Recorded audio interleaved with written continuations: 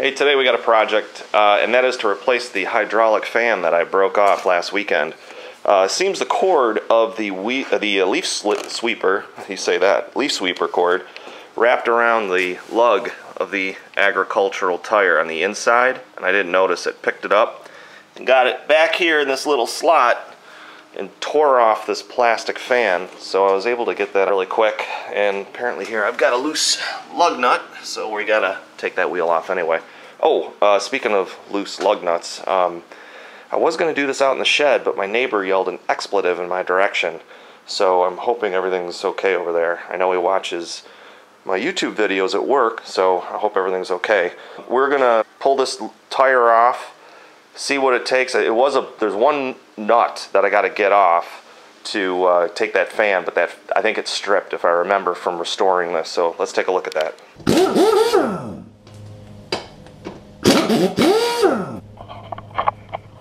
Let's get a look in here. As you can see, there's some grease building up in here, and it seems like no matter what I do, I'm constantly getting a little mist of hydraulic spray, and I did treat all those fittings a while back. So what we got to do is we got to take off this nut here. As you can see, here's the plastic ring that broke, so we're going to fix that.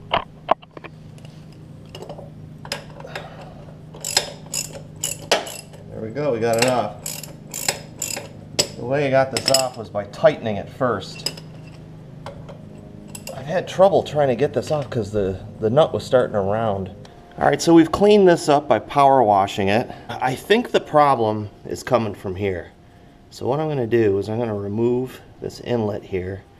And it could be this fitting, because this is one of those sliding swivel hoses.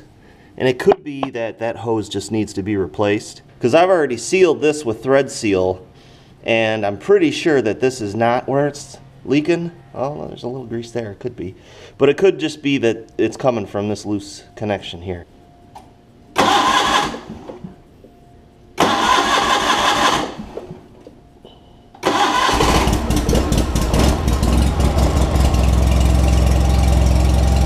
Well, we know it's on correctly because the air is being drawn into the fan.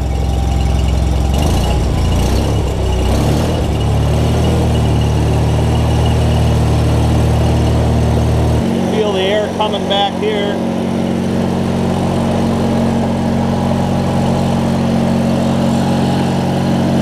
So we'll let that run a little bit.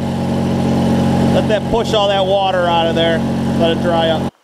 So we all remember the story of the free 5-horse snapper snow thrower, which I got for nothing. Then I let my buddy use my log splitter and he tweaked it. So we fixed it, it's all good, right? Well, this motor is a fantastic motor. This 5 horsepower Tecumseh is just a wonderful old motor. That motor is gonna go on this mini bike. We're gonna get rid of that 1 horse or 2 horse, whatever that is. I think it's a 1.5 Chinese motor. We're gonna put that old Tecumseh on there. We're gonna wind up scrapping the rest of this because there's a bad bearing on the inside of this auger, and it is howling and squealing and so forth. I've only had to put new belts on this, but it needs a new scraper bar, it needs new adjustable pads. The bolts are all breaking off and rusted, so I think this old girl has seen the last of her days. So that's where that motor's going to go. But you might wonder, what are we going to use for snow removal?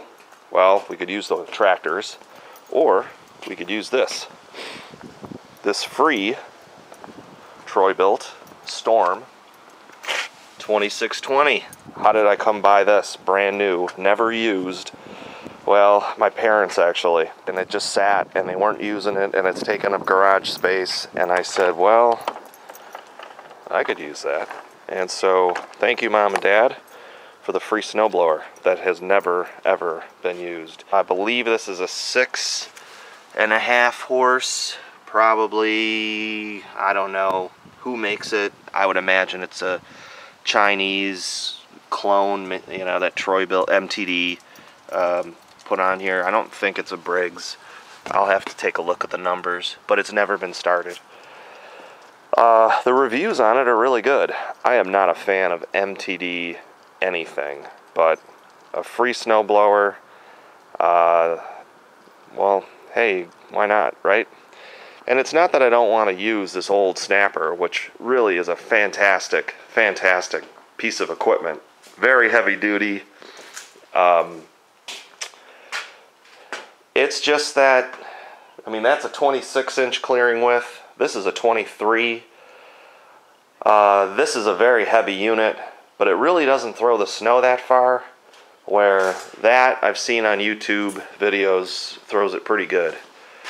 So that should help us with these Buffalo winters. Okay, so that's what we're gonna do here. We have a lot going on. These weekends are just way too short. So what we're gonna do with the tractor here, we are gonna wind up, we replaced that fan, nice brand new fan there. It needs hydraulic oil. I'm going to drain the system because I've got 100 hours, so it's time for me to replace that filter. The hose that I suspect is leaking.